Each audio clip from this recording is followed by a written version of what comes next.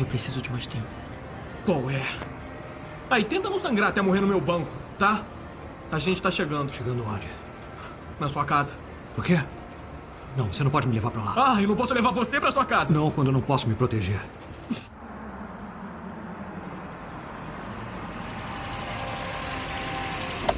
O que vai acontecer se o Scott não achar a sua bala mágica?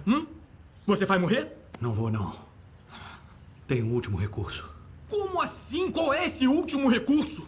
Ah, meu Deus, que é isso?